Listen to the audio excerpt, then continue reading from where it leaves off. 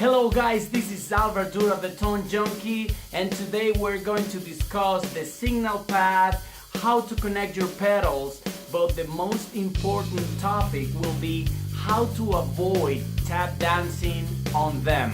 Coming right up.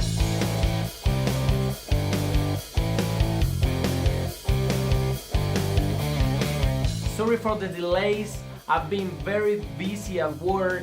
Then I got sick, I still have some cough. Then I had to travel to Barcelona, but I'm back. For this video, I have prepared a few steps you can follow to make your playing experience easier. I started like many of you. I just had a simple guitar and a PV solid state amplifier. Later on, I got a Digitech RP7 multi-effect.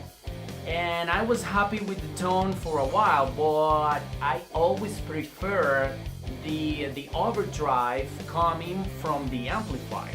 And from some reason, in Venezuela they don't sell amps with their foot switches. So what the fuck? Nobody does that.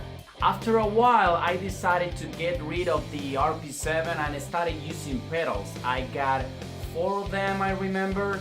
And I built myself a foot switch for the amplifier. I got one adapter and I built myself a daisy chain as well. And I started facing all the problems that are related to pedals, like batteries, power supplies, cables, noises, etc.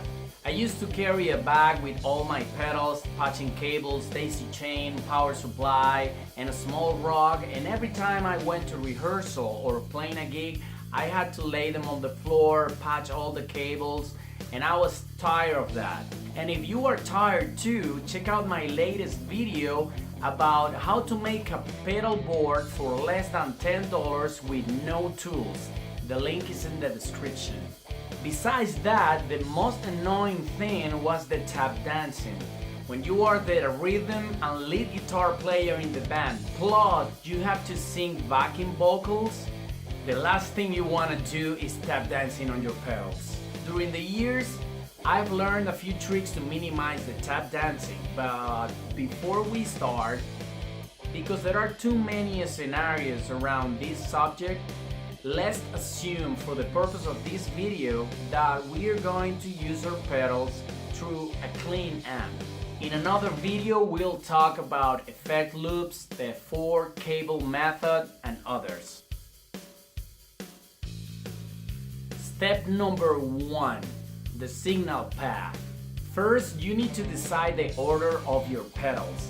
And on this subject there are no rules. You have to try all possible combinations and decide which one works best for you. Here I'm gonna show you the pedal board I was using when I lived in the US. If I recall correctly, my signal path was first a wah, then compressor, then overdrives, soulfoot, tube screamer, Serato box, then the chorus. For some reason I prefer that one before the amp's overdrive, then the tuner, because I wanted to mute the signal right before the amp when using the tuner. Another reason is that after all those pedals and cables, there are signal loss, and the buffer in this pedal will help to recover that signal. And maybe you are wondering why I chose to use that particular order. First the wah, because I think it's a very dramatic effect and it gets enhanced by overdrives. That's why I place it at the beginning of the path. Second, I like to place compressors and overdrives from lower to higher gain because I like to stack sometimes 2 overdrives together. And I find that when you use a lower gain pushing a higher gain pedal, you get better results. But again, that is just me. For you, maybe works the opposite way. I wanted to show you how the stacking overdrive stuff worked, but my lower gain overdrive broke. So I'm trying to fix it right now. I'm not gonna be able to do it on this video. After overdrives, I like to put my solo boost pedal. I really like the MXR10 band EQ because it has gain and volume plus the EQ. So this way you can set up the pedal to get the right amount of gain and volume, plus you can shape the EQ to make it cut through the mix. Or you can use it as a final tone shaping tool, but again there are too many possibilities, so you get the idea. Next, I would use modulation pedals like chorus, flanger, phasers and others, but it depends on the pedal. For example, I like phase 90s before overdrives, so again there are no rules on this. Next, I would use the delay pedal and after that the reverb, because that way the delay is going to repeat the last note you play and the reverb is gonna give you that wash, that tail, that it would make you feel the room. Once again, this is not mandatory. For example, Van Halen used to use the delay pedal before the overdrive. So it's up to you. If you want to learn more about this, I'm going to recommend you this YouTube channel, which is called That Pedal Show. This channel is amazing. I have learned a lot about pedals, how to place them, how they sound, and they talk about everything related to pedals, and they use from the most popular ones up to the most boutique ones.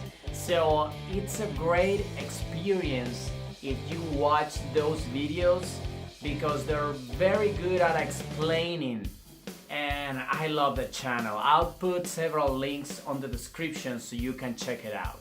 Number 2, place the one you use more closer, easier to reach. It's gonna be easier for you to play if you lay out your pedals in a way that the ones you use more are more available for you. I mean, they're closer to your feet. Even though the layout is very different to the signal path. The hard part of doing this is that you need to make yourself cables with the lengths you need according to that layout. In the near future, I will make another video showing you how to make those cables, how to use the soldering iron, and maybe I will tell you the story of my first homemade pedal board. If you see the previous picture, the pedals I used the most was the amps foot switch, the overdrive pedals, the wah, and the little gray pedal, which is the next step. Number 3 is my secret weapon for avoiding tap dancing. Use a loop pedal. I'm not talking about the looper pedal, the one that you record and then play. No, I'm talking a true bypass loop pedal. This is a very simple pedal, but it's a great tool, at least for me. It's very simple. When it's off, the signal goes through it and it basically does nothing. And when it's on, the signal goes through a loop and through whatever pedals you have placed in that loop. So what is the point of all this? The first advantage is that when the pedal is off, the signal goes through and it's not going through all those pedals that you are not using at the moment. So the sound will be clearer because you don't have those pedals in the signal path when they are off. The second one is that you can create pedal combinations, sort of patches if you will, and then you can activate the pedals, but having the loop pedal off, they will not affect whatever you're playing at the moment. Then when you get to the crucial part of the song, with just one click you can activate them or introduce them in the signal path all at once. And this way you avoid tap dancing on that part of the song that is crucial when all the changes happen. For me, these parts are normally when you go to a solo that you need a boost and a delay maybe, or when you switch from clean to overdrive.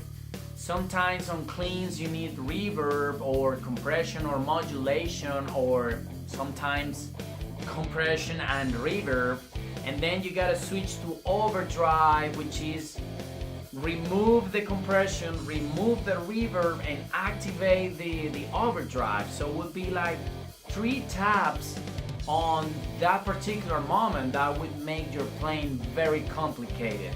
And with this pedal, we can reduce that to the minimum.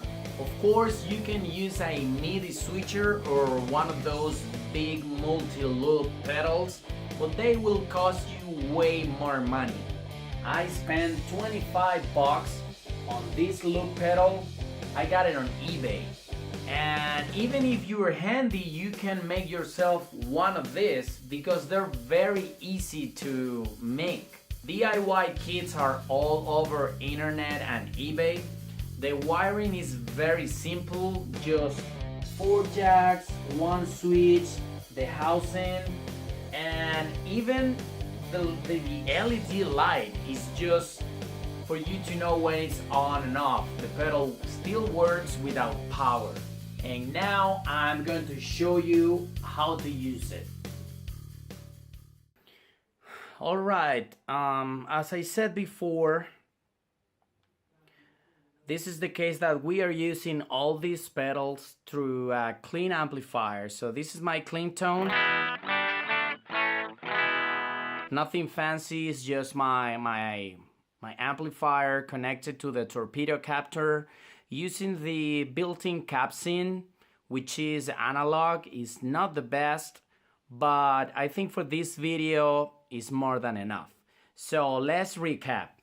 The first step was the signal chain. So I have decided to go with my wah pedal first, then my overdrive, then a phaser that I normally would not use it there, but for this case I want to show you something. After that I would put my boost pedal and the rest of my modulation. In this case I have my tremolo rotary pedal. In a different situation, that one would be followed by delay and then reverb. Now the pedal placement. If you see here, I try to keep closer the ones that I use more. I use the wah a lot. I use the overdrive, obviously. And I use the looper. And I'm gonna tell you why I place the loop pedal here, and why I place the phaser right next to the overdrive. So first thing we're gonna do is I'm gonna show you a couple of songs. For example, there's an old Incubus song called Vitamin. It starts like this.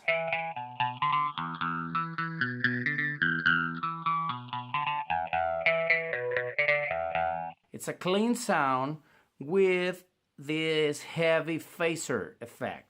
So after a couple rounds, it goes from this to this.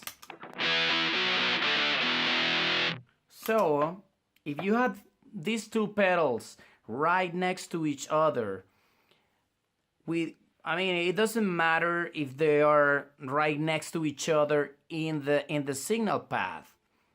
In this case, I'm talking about the pedal placement. If you have them very close, you can push both, clicking just once. So that's what I do. For example,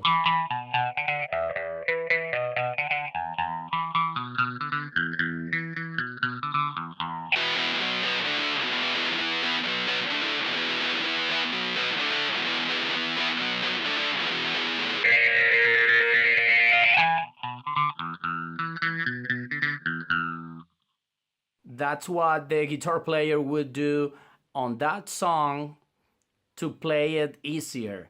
So that is my suggestion, for example. The next step will be the looper. And let me show you how it works. Now it's off, so it does nothing. The signal goes from the wah to the overdrive, which is off, to the phaser, which is off, to the looper, which is off, and then to the tuner, and then out. So it's basically doing nothing right now.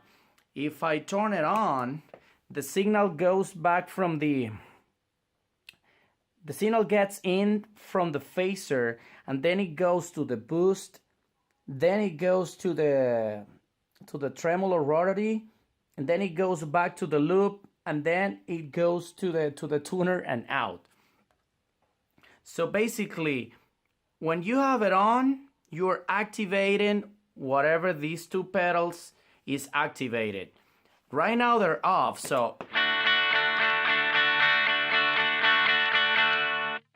I mean, you're doing nothing if you activate it or turn it off.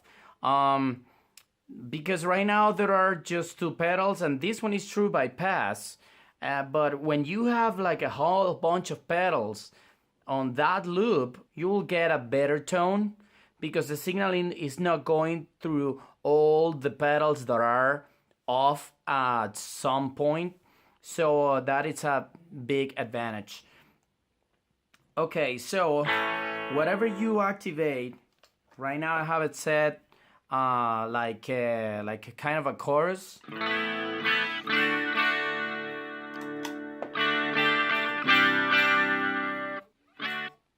But you can create kind of a patch depending on the part of the song you're playing. Let's put it this way. Let's say you're going to play Enter Sandman. That song starts with a clean part with some chorus. So let's say that it's clean plus this chorus effect. Okay? So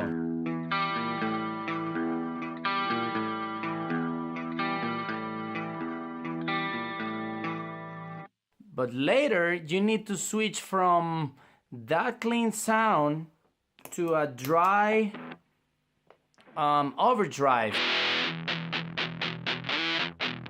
Okay, so if you don't have this pedal, the loop pedal, you need to turn this one off and then turn this one on in order to do that switch. But if you have this, you can click both with one foot, so it'll go like this.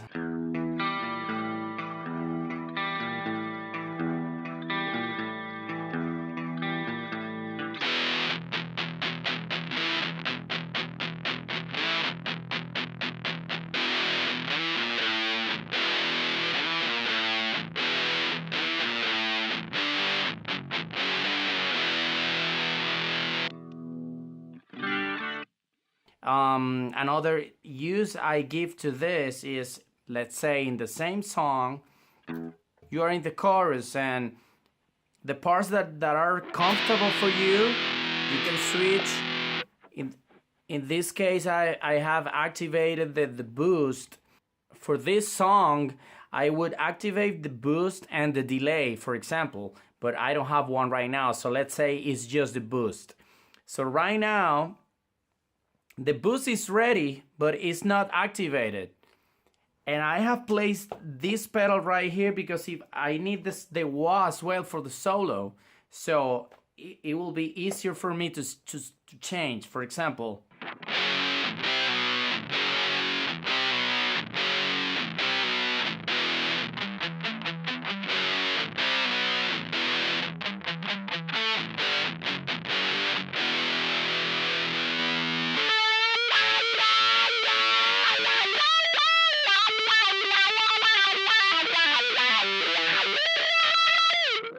at least you narrow it down to 2 clicks. One on the boost and then the wah. See? So this way is the way I have found to make my life easier. Okay, let's say for example, Smells Like Teen Spirit. The first part is just straight up clean. See, I have these ones engaged, but it's not activated because the loop pedal is off. So I'll go like.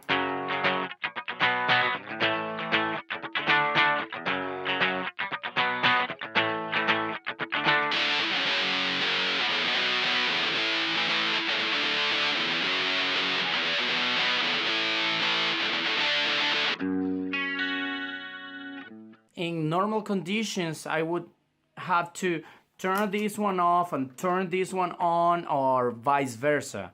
But with this pedal, you can jump from here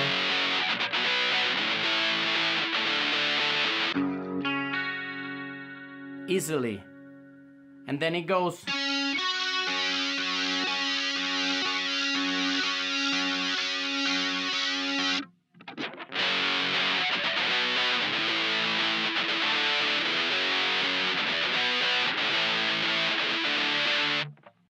Then you can create the next patch for the song, which be the solo.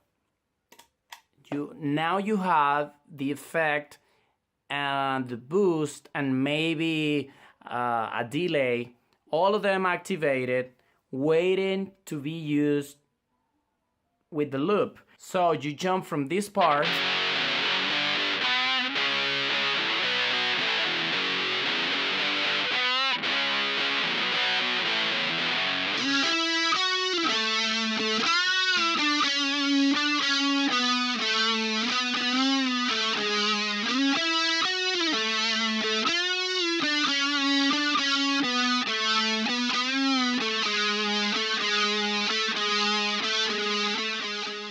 I know the tones you heard on this video, they're not the right ones for these songs, but my goal here is to show you that you can create these presets and activate them or deactivate them with the loop pedal. I have found that this is a very useful tool, at least for me, because it's cheap.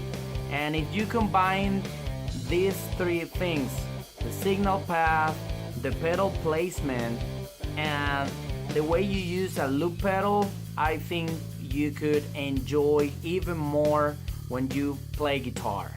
Well guys, I hope this video has been helpful. Let me know about your ideas so we can take advantage of your knowledge too.